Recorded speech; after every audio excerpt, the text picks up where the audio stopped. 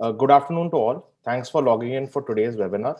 Today's webinar is part of a monthly series to discuss macros, our portfolio positions, and the outlook for the same. The format of today's webinar would commence with a presentation by Mr. Nitin Raheja, followed by a brief overview of the city gas distribution sector in India and our positions therein, followed by a Q&A round in the end. Please feel free to start asking questions during the session via the Q&A box located below. I now hand it over to Nitin to start a session. Good afternoon, everybody. Thank you for joining us again for this monthly update that we have started over the last 4 or 5 months. It gives us great pleasure to sort of share this update with you. It helps us to communicate with you. It helps us to get your feedback, and in terms of answering your queries, your questions. And I hope this webinar sort of also gives you a better perspective in terms of how we are investing your capital, and also in terms of what we have also tried to do is talk in each of these webinars on a few of the investment ideas that we have in our portfolio to give you a better perspective of that. I will just start this webinar. Let me just share my screen. I think it sort of gives me great pleasure to share with you that the month of November has been an exceptional month as far as the Indian equity markets are concerned, and more so even for our portfolios. It's been probably one of the best months that we have seen in a long time, and probably the best month of the year so far. It sort of raises a lot of questions in people's mind, and in terms of the sheer ferocity of the rally that has happened, and especially when there is so much confusion all around us in terms of there are sectors and businesses which are yet struggling. There are sectors and businesses which are doing well, and surprisingly have come back very strongly. So what we will try and do in the presentation today is we will talk a little bit about what has transpired in the last 1 month as far as the macroeconomic picture is concerned. We will then talk about our portfolio in terms of how our portfolio performed, what is some of the measures that we took in our portfolio, and then we will talk about some of our investment themes in the portfolio to sort of give you an idea in terms of what is the rationale behind the investment in some of these companies that we own. So, sort of diving in pretty quickly, Q2 has surprised. Like I mentioned, even in the last month, this whole period being a sort of a once-in-a-100-year event has been a sort of a forecaster's nightmare. We've seen almost constantly forecasters have got it wrong right from the beginning. So when COVID started, initially forecasters thought it's not going to be as bad as possible, and then as time went on, they started reducing their forecasts, and they got completely pessimist. And as soon as the bounce back started, they were cautious, and now they have started upping guidance once again. So the GDP came back very strongly. We had a 23% degrowth in Q1. Q2 numbers came in at 7.5. This is much better than every single expectation out there in the street, whether it's from the bankers, whether it's from stockbrokers, and so on and so forth. I think when we anecdotally have been speaking to businesses across the spectrum, whether it has been consumer electronic businesses, whether it's been automobiles, whether it's been ready-made garments, we've been pleasantly surprised to our own expectation in terms of how this whole festival season has transpired. In fact, we've had anecdotally some industries coming and talking to us and saying this is possibly the best Diwali they have seen for a very long time. And mind you, businesses are not really prone to sort of expressing themselves in a very optimist manner, because most of the time when you talk to an average entrepreneur, you'll say, well, it's been tough and so on and so forth. But We were very surprised pleasantly with, when a number of businesses that we interacted with talked about how this Diwali has beaten their expectations. Maybe the expectations were far more muted, and hence they have been pleasantly surprised. But for some of them to come and say that it's been the best Diwali they've seen for a long time, I mean, that says a lot. So the sheer strength of the bounce back, more so in the months of October and November, and from what we hear anecdotally, even December to begin with, has started off reasonably well. So I think a lot of this has got to do with the fact that a lot of people come and talk to us about pent up demand and so on and so forth.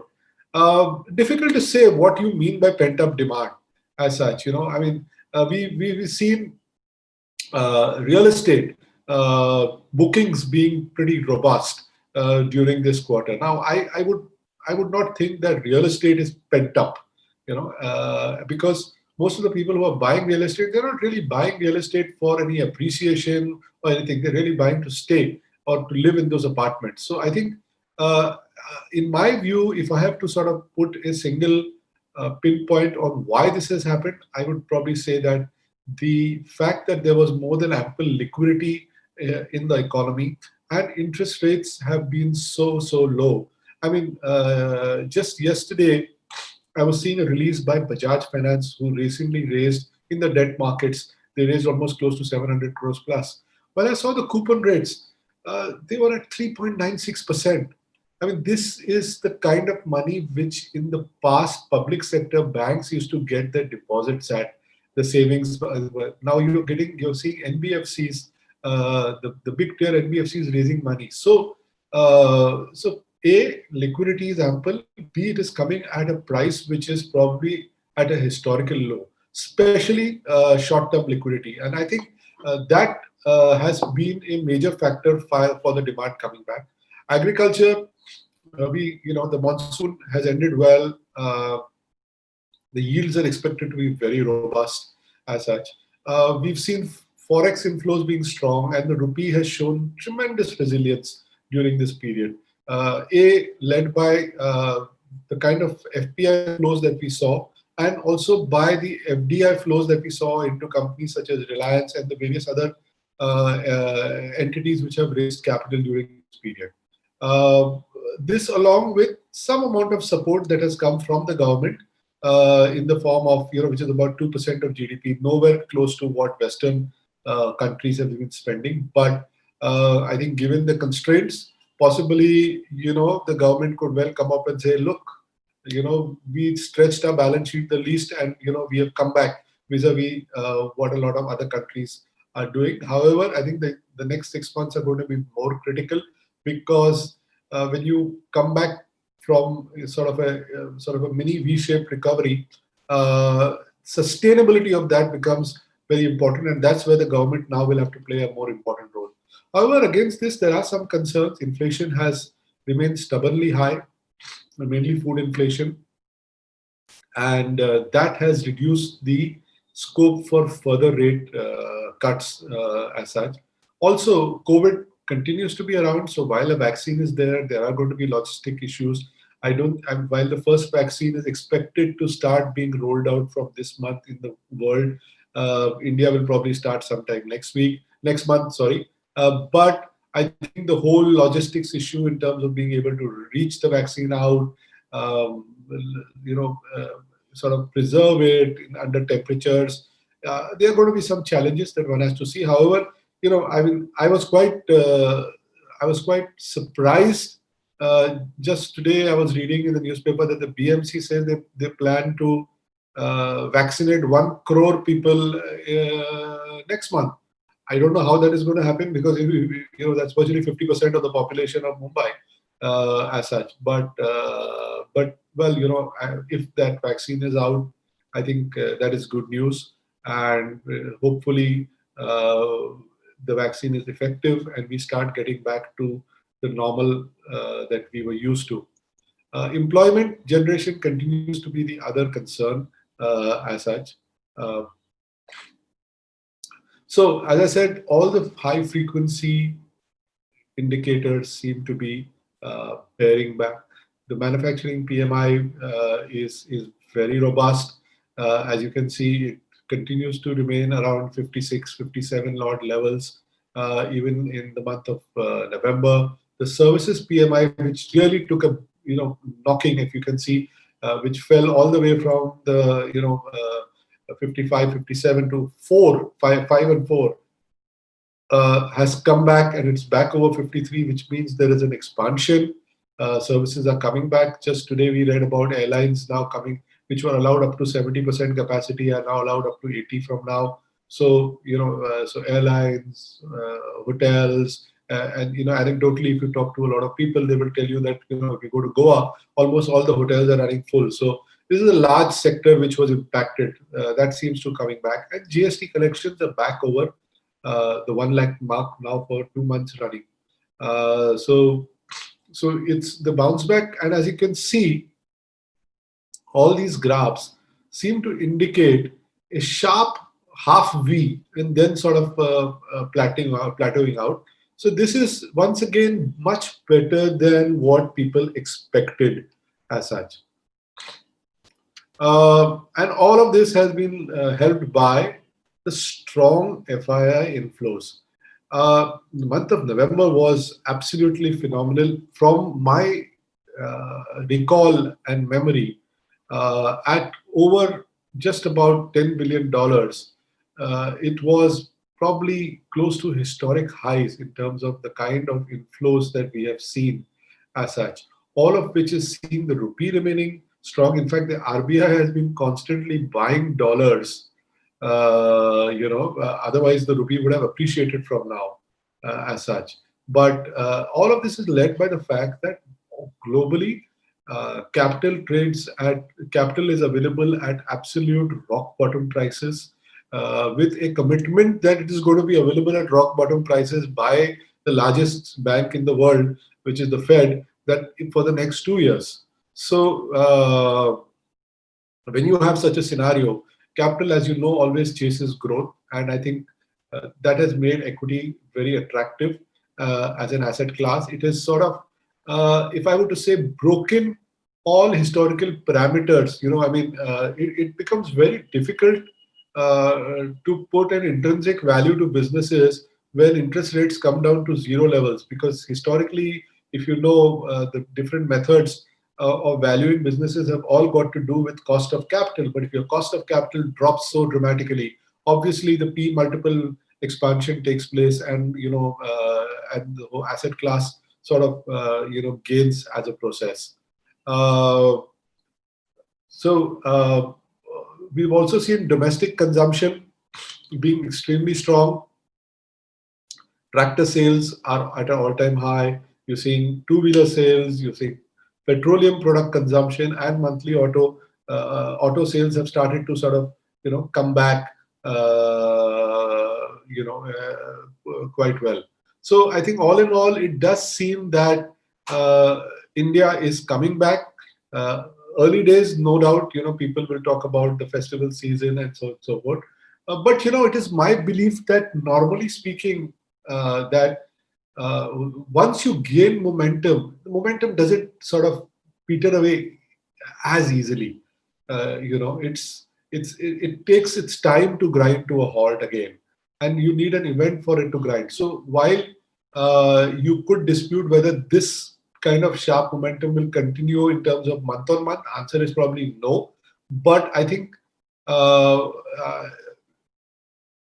will it sort of bring us back to the old levels of 5.5% growth which we were going into the crisis? I think the answer to that is yes.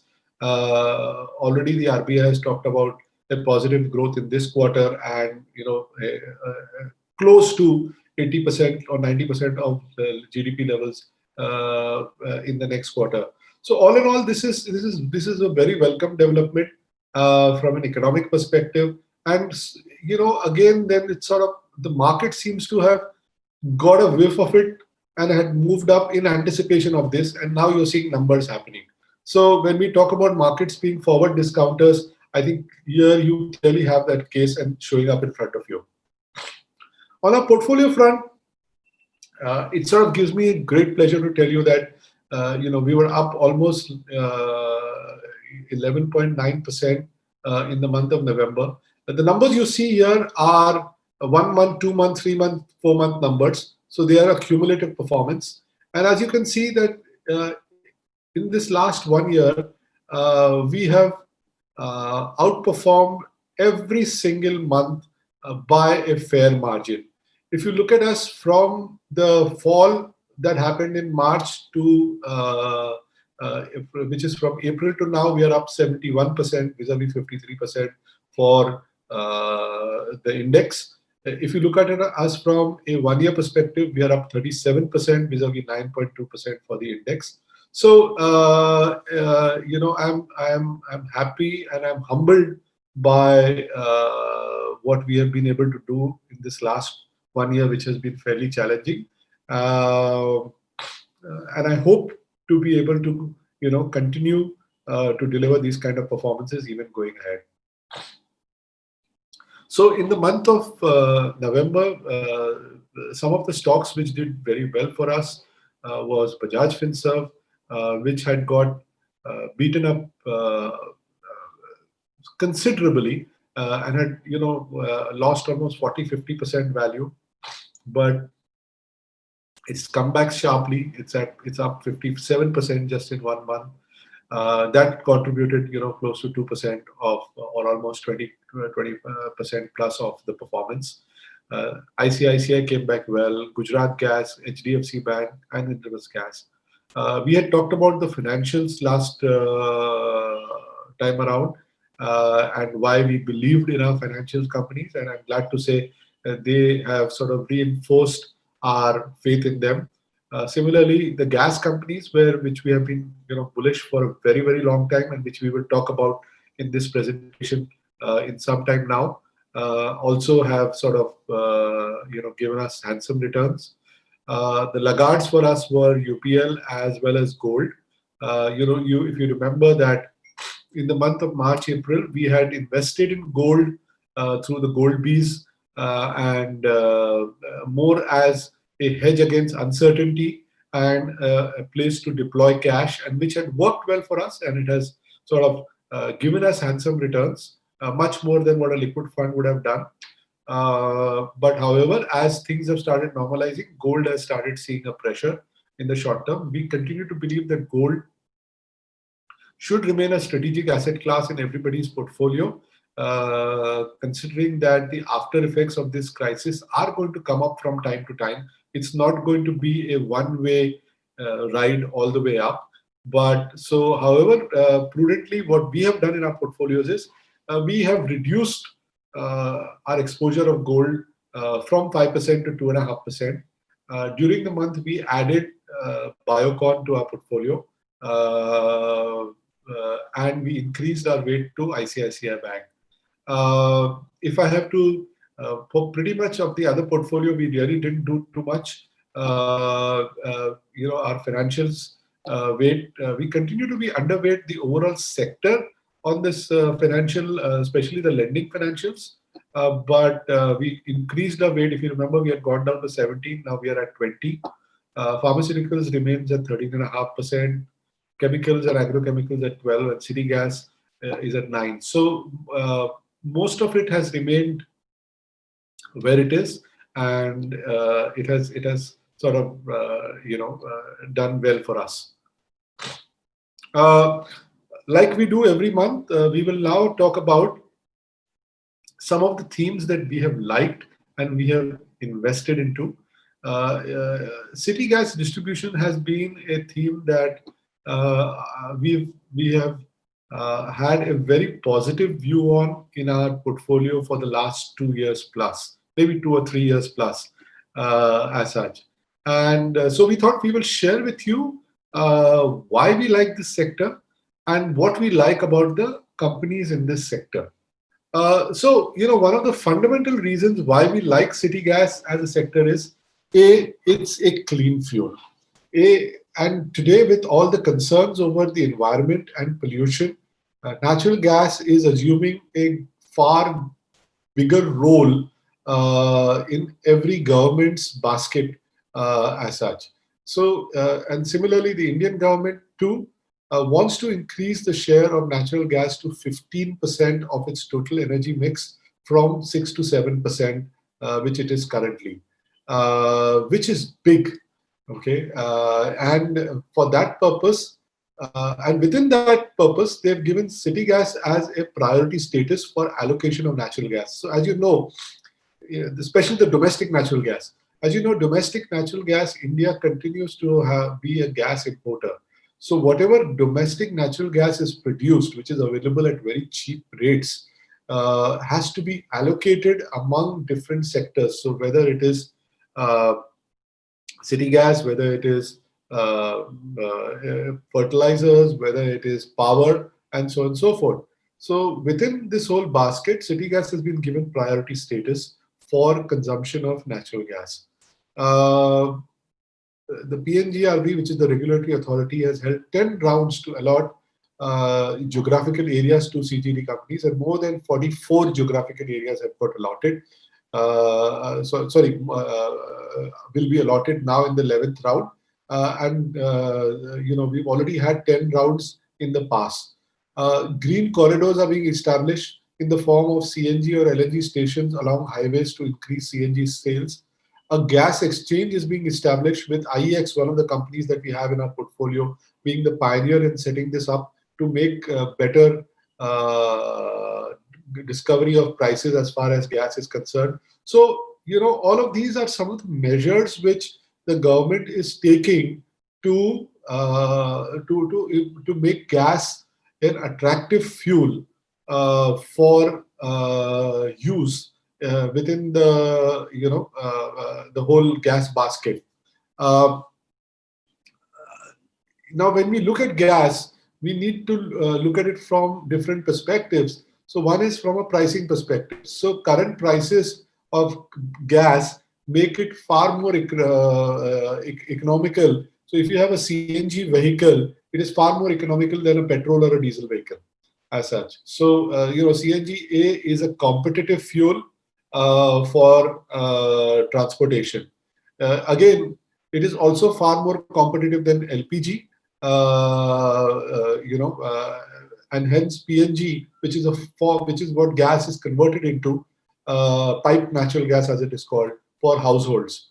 Industrial use, it compares with propane, which are all linked to crude prices and fuel oil, but fuel oil is more polluting and is highly regulated. So whether it is industry, whether it is domestic households, whether it is transportation, CNG stands out there, or natural gas stands out as a very attractive alternative and choice for people. Further, companies within this sector are quasi-monopolies, and they retain a lot of pricing power in terms of the ability to pass on price increases or price reductions as such. And because there is no body which as of yet regulates the pricing. Also, LNG, which is liquefied natural gas, that's the way gas is transported from one country to the other. So globally, there is a glut of LNG, and LNG prices are trading at historical lows. And in the near term of the next couple of years, they're expected to remain, prices are expected to remain very benign, which bodes very well for India's push into natural gas as such. So all of this makes gas and gas companies very, very attractively poised to do well in the future.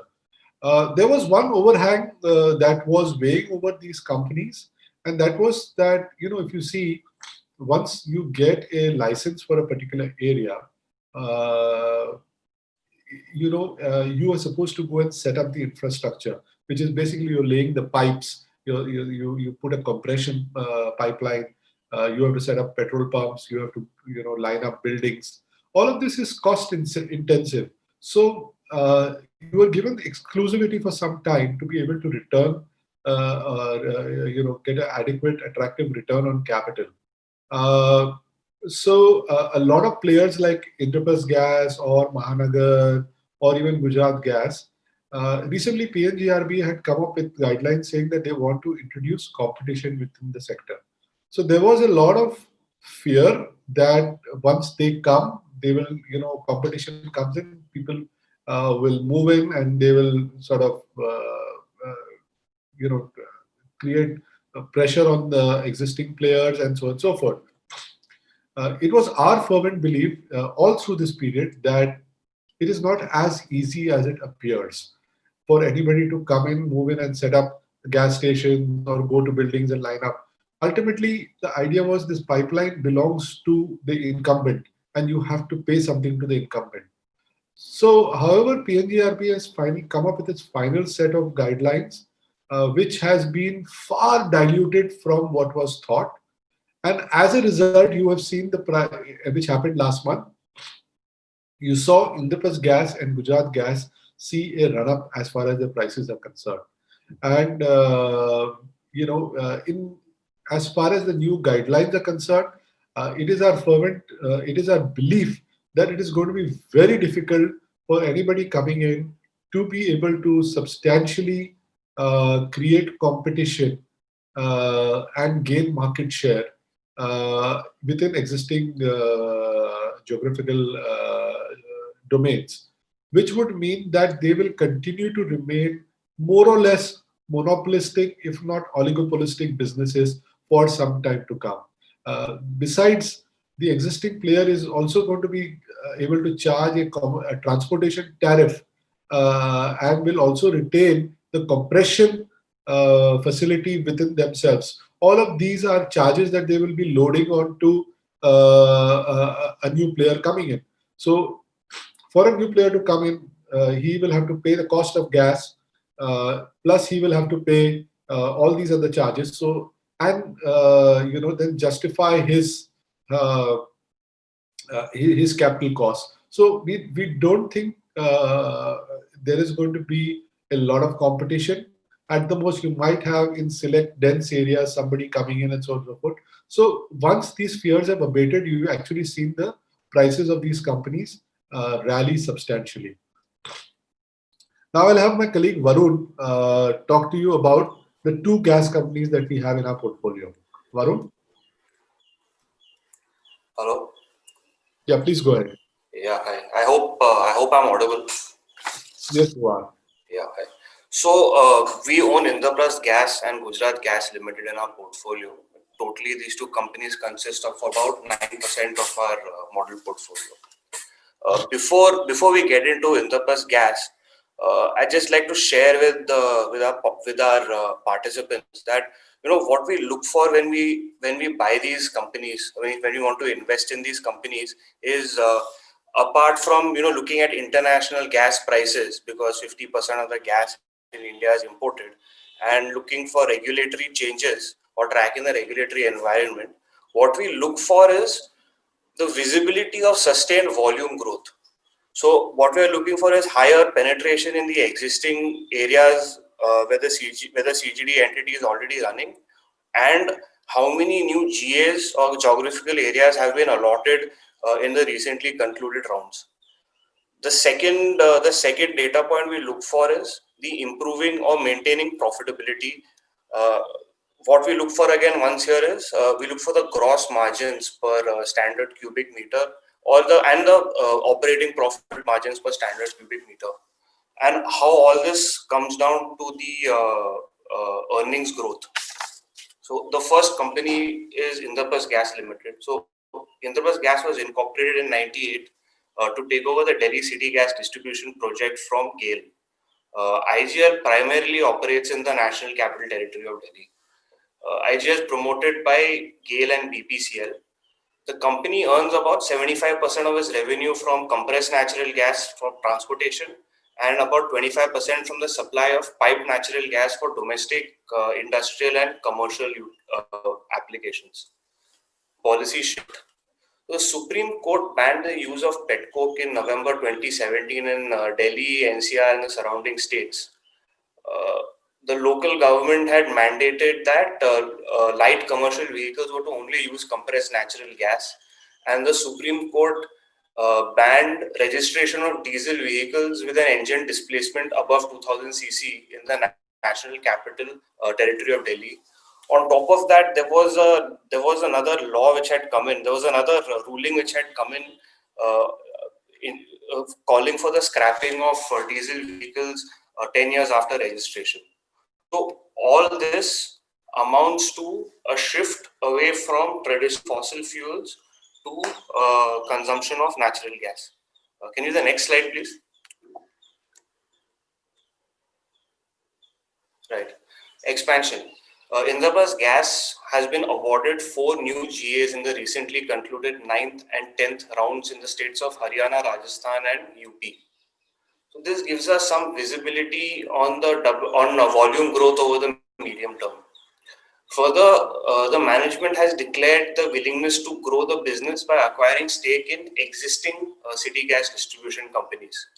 Incidentally, Indraprasth Gas has a 50% stake in 2 CGD entities, CUGL servicing Kanpur, Bareilly, Unnao and Jhansi, and MNGL, Maharashtra Natural Gas Limited, servicing primarily Pune and the adjoining areas. So there could be some value unlocking over here in the event of a listing, so that's not on the cards right now. I just like to draw everyone's attention to these 2 charts, which sort of bring out what we were talking about earlier. The first chart shows the volume growth. So over 5 years, there's been a 10.3% compounded annual growth rate in the gas volumes sold. The second chart shows earnings growth. There's been a very healthy 23% CAGR over the last 5 years in the profit after tax. Can we look at the next slide, please? Right. The first 2 slides are part of our thesis of improving profitability. Here, what we see is the gross margins per unit or standard cubic meter and the operating profit per standard cubic meter have consistently been improving over the last 5 or 6 years. The third chart, what we're looking at is the ability or the efficiency of creating cash. The operating cash flow of the company has been consistently increasing, as evidenced by this chart. And this fourth chart shows the efficiency in capital allocation, which is evidenced by the consistently high ROCE or return on capital employed over the past 5 years. Can we move to the next slide, please? Gujarat Gas Limited. So Gujarat Gas Limited is India's largest CGD player. It has a presence in the state of Gujarat, the Union Territory of Dadra, Nagar Haveli, and Thane, mainly Palghar. It's promoted primarily by Gujarat State Petronet Limited. About 70% of the revenue is from the supply of piped natural gas for industrial purposes. But the management is now focusing efforts on developing and growing domestic PNG and the compressed natural gas for transportation business. So the company is aggressively planning for penetration in PNG domestic, PNG commercial, and CNG, which is not only comparatively less volatile than supply of PNG for industrial purposes, but also has a better profitability. The state government is encouraging the use of natural gas by industrial units over other more polluting fossil fuels for environmental purposes. Next slide, please. Policy shift. The National Green Tribunal ordered the shutdown of ceramic units running on coal gasifiers in March 2019 and mandated a shift to natural gas to continue operations. Around half of the ceramic manufacturing units in Morbi were powered by coal gasifiers. There were about 1,000 units in Morbi, about 500 to 550 by number, the volume would be lower, were operating, were coal fired. We estimate that the total volume here, or the total opportunity over here would be 7 standard cubic meters per day, out of which close to 6 has already been captured. The Central Pollution Control Board has identified 10 industrial clusters in Gujarat as highly polluting or heavily polluted. The Gujarat Pollution Control Board has drawn up a plan to convert these clusters to non-polluting within a 2-year time span. This would include using natural gas as an alternative fuel. Expansion. Gujarat Gas Limited was awarded 6 GAs comprising of 17 cities in the states of Punjab, Haryana, MP and Rajasthan in the recently concluded 10th round. They were also awarded another GA in the 9th round. So this gives us good visibility on volume growth in the medium term. Once again, I would like to draw attention to these two charts. The first chart shows a very healthy 14% compounded annual growth rate in the volumes. This bump we see in the FY20 is when the Morbi volume started to come in. We also see a very healthy earnings or a profit after tax growth in the second chart. Can we have a next slide, please? Right. So the first two charts are showing us how the profitability of the company has been improving from gross margin per standard cubic meter and the operating profit per standard cubic meter. The third chart, what we see is the efficiency of the company in converting the profits to cash, which is evidenced by the operating cash flow. And in the fourth chart, what we see is the improving efficiency in capital allocation, which has gone from about it was closer to 15% to it's almost doubled over the last 4 years. Next, please. Right, I'll hand it back to Nitin for the summary. So, I would like to say one word about some of these companies that we have talked about. If you really look at these charts, what does it show you? It shows you the ability of these businesses to have almost consistent margin over periods of time. We are seeing the gross margins of Gujarat Gas out here, and out here we are seeing the gross margin of Indraprastha Gas. So consistent margin, which enables consistency in EBITDA, as we can see. And if you have volume growth happening on top of that, like we see in Indraprastha Gas, or we see here again in the case of Gujarat Gas, what it does is it sort of magnifies your cash flows, operating cash flows. So like you can see out here, Gujarat Gas has virtually more than doubled its operating cash flows over a period of 5 years. And similarly so, if you see with Indraprastha Gas. So these are great businesses from a cash flow perspective. They are businesses which are not cyclical. They are quasi-monopolistic businesses, and they are well-run businesses.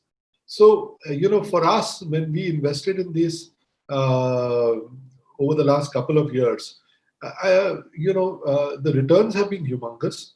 At the same time, they have been very, very low on volatility. So it's sort of a perfect stock which gives you consistency in terms of return numbers. So at the end of it, summarizing,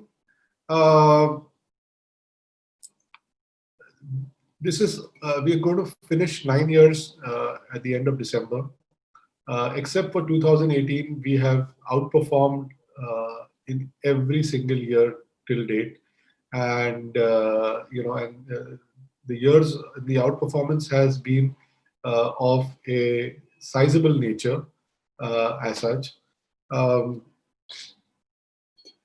This is the cumulative performance for an investor who came in with us on January 2012, and what has happened is, made 10x his money over this period of 9 years.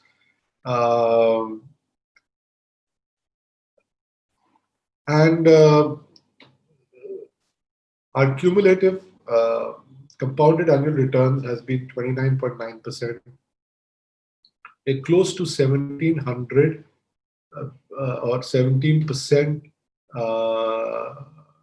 outperformance over the compounded outperformance over the benchmark. We believe that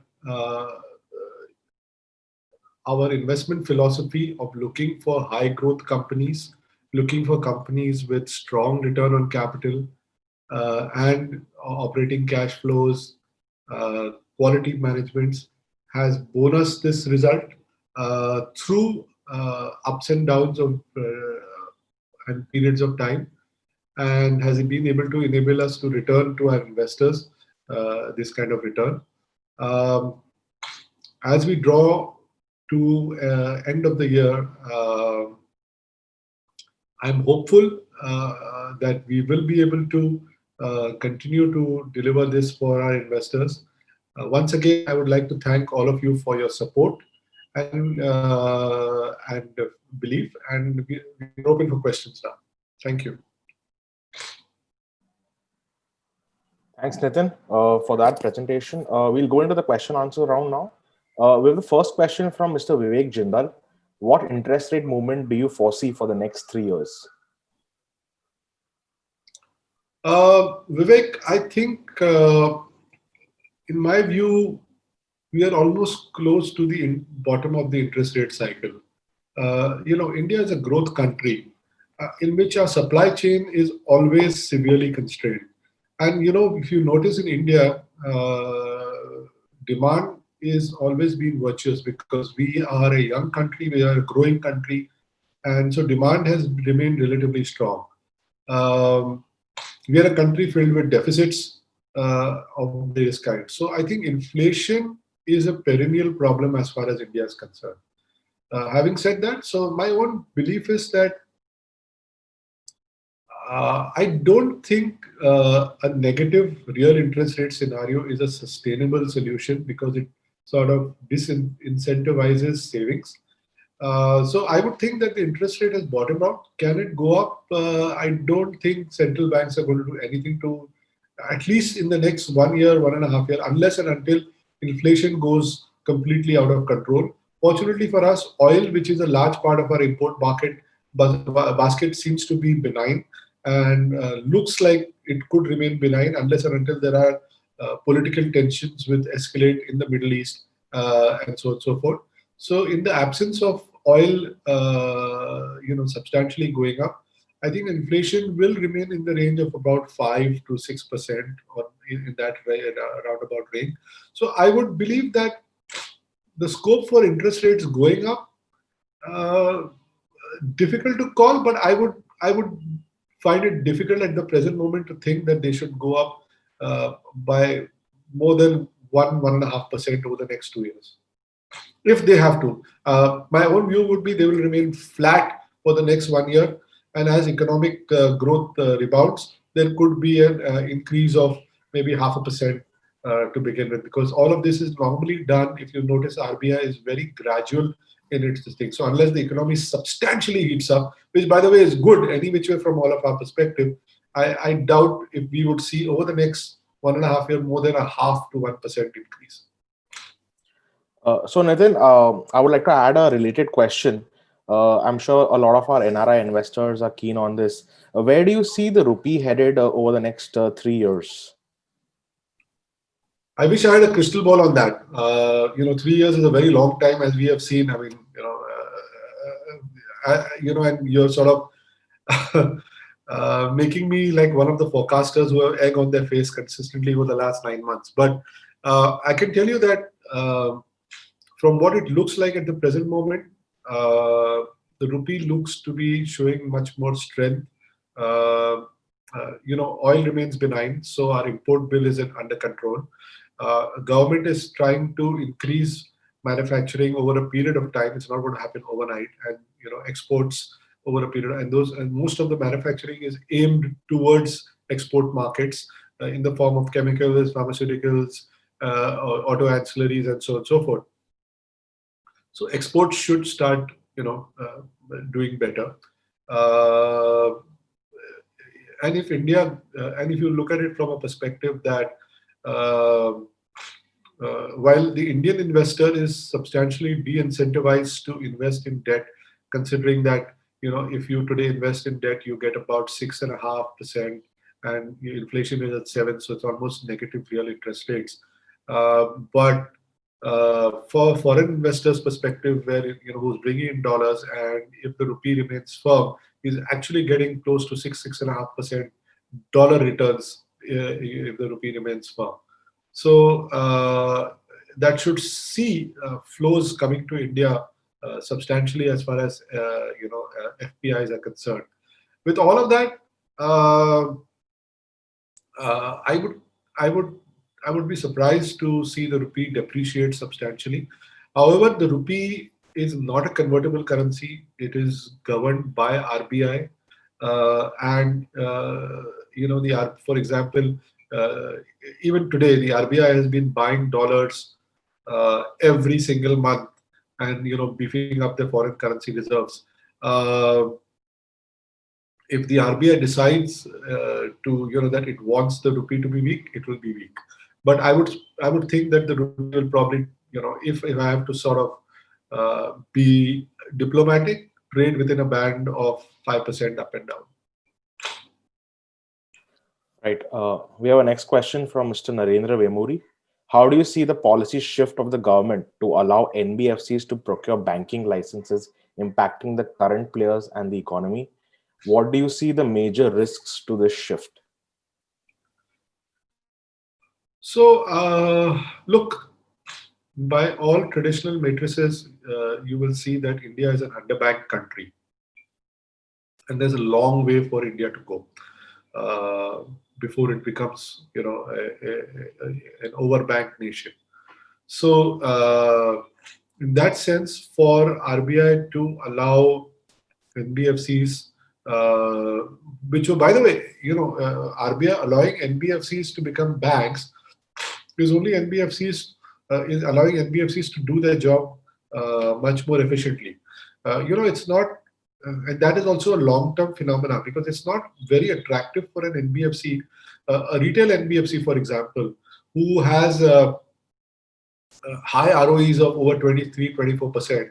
When they first convert to a bank, the initial cost of setting up such infrastructure, the cost of raising deposits, actually acts as a deterrent in terms of their, because don't forget that once you raise a deposit, you also have to maintain certain amount of money in CRR and SLR, which are very low yielding, which an NBFC is no longer constrained, doesn't have to do. So, in that sense, I think initially a lot of the NBFCs will see their return ratios get impacted, but they are ready to do that because it gives them access over a long period of time, A, geographically to a larger reach of population, and B, to a large deposit base. So it's welcome. I think it's not going to substantially impact some of the larger banks. We've seen in the past, even when banks like RBL and so on and so forth became aggressive, or IDFC First, it has not been at the cost of growth of a HDFC or ICICI or Access. It has happened primarily at the cost of the public sector banks. So I see the share of public sector banks, market share, consistently coming down over the next few years. We have a next question from Mr. GVS Ramaya. Will the present upward trend continue, or some shock is awaited in the future? Are you referring to the economy, or are you referring to the markets? I think Mr. Ramaya is referring to the markets. So no trend can continue permanently, right? So every trend has to come with its share of hiccups, and so will this market at some stage see some sort of hiccup. In all likelihood, I think that will happen mostly when the vaccine is out and is being administered at a mass scale, and there is a trend towards normalcy.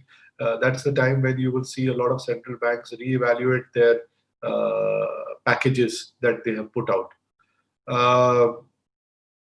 So I think that's where I see the market starting to correct. However, let's break up this correction into a couple of forms, right? Sorry. One is the market correction that you get, which is substantial. Now, we have looked at such corrections in the past. 2008 to 2020, we've seen 4 such corrections happen, which have been in excess of 20%. And each of these, what we have seen for each of these 4 is that the time period of the recovery has become shorter and shorter over this last 12 years. That's one part to it. The other element that we have seen is that the shorter recoveries that are there, which are the ones which take 10%, have happened more frequently, and they can happen at any given point of time in the market, right? You cannot catch it. You cannot buy into it, because when you start getting a recovery, you don't know whether it's a 10% recovery or a 20% recovery as such. The important thing we have noticed is that if for a particular category and quality of stocks that you have invested in, you are sitting there, you will see through these recoveries and actually emerge much better. Uh, we've noticed that even in the past, and we presented this a couple of months ago in one of these presentations, that if you had invested at the peak of the markets in stocks which have high growth, which have high return numbers, those stocks would have come back even more vigorously and delivered handsome returns. So I think this whole obsession with corrections or peaks is good if you're investing into an index fund, or you're a trader. But if you're an investor with a time horizon of 3 or 4 or 5 years, and you are invested in the right quality of stocks, it frankly doesn't matter. It only matters for the short term. It doesn't matter for the long term. Right, Nitin. Just to add, a lot of our companies are not in the index, so they have their own momentum. Even if the index does go down, they usually still keep their momentum alive. The next question is is anonymous. Do you believe weakness in the dollar index could add as a catalyst for commodities as a whole going forward? And what is your view on the dollar index? Do you believe that weakness is here to stay for the foreseeable future? So, my own view is that ultimately every asset class is driven by demand and supply considerations, right? The kind of dollar printing that has happened has been unprecedented in a century. Uh, Normally speaking, you would expect that when you have such a large supply of dollars, the dollar should actually be weak, which it has been against most currencies, including the rupee as such. To a lesser extent vis-a-vis the rupee, but against most other currencies, it has already. There is a view that is there within international banks that there is a further 20% depreciation that is possible as far as the dollar is concerned. Uh, will it be 20%? Will it be 10%? Difficult to say, because whenever people have predicted the worst for the dollar has actually has sort of defied them. Because ultimately, in all these years, whichever be the asset class, whether it is gold, whether it is real estate, whether it is, the dollar continues to remain the asset class in which everybody likes to trade, likes to have hold money in as such, and is the benchmark. So I don't think there will be another 20% depreciation, but clearly the dollar is going to have weakness. Now, what is the level of weakness? I frankly don't have an idea, but yes, the dollar will retain some amount of weakness. So will that help commodities? Yes, because as an importing nation, the commodity becomes cheaper. So it should help commodities, but that's one element, that the commodity becomes cheaper. The second element has got to do with demand.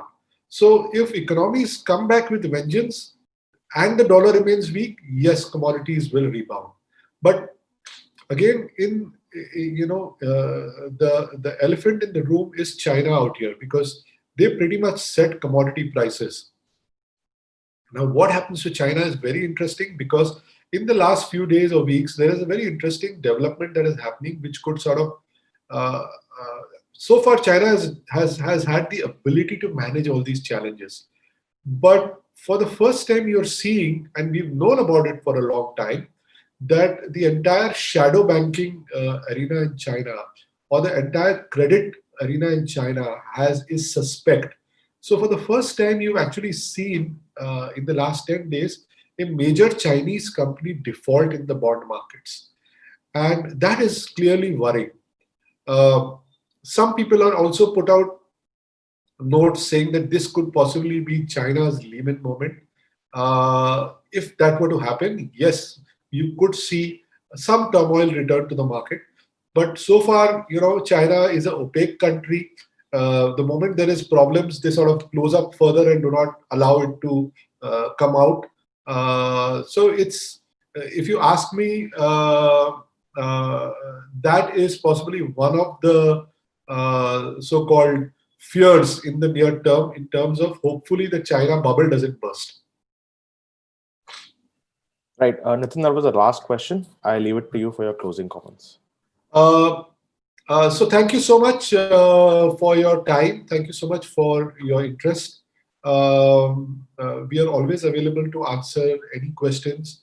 You can always address it to either Neha, Varun, Jay, or even me, and we will be happy to answer any of your questions. We thank you once again for the faith that you reposed in our PMS. And there was a little announcement that I would like to make at this moment. Next week, we are planning to have another webinar. We are planning to launch a new portfolio. It's a very interesting concept. It's a portfolio which is comprised of companies which we believe are blue chip in nature, however, have strong growth attributes to it. We have done a lot of work, and we will share that with you when we, we meet again to discuss that portfolio. We think it will be very interesting to complement a mid or small cap oriented high growth portfolio that we currently run, vis-a-vis something which is more large but high growth. The numbers that we believe have been very, very robust, and I would love to share them with you when we meet next. In the meantime, I hope you have a nice weekend, and thank you for joining us.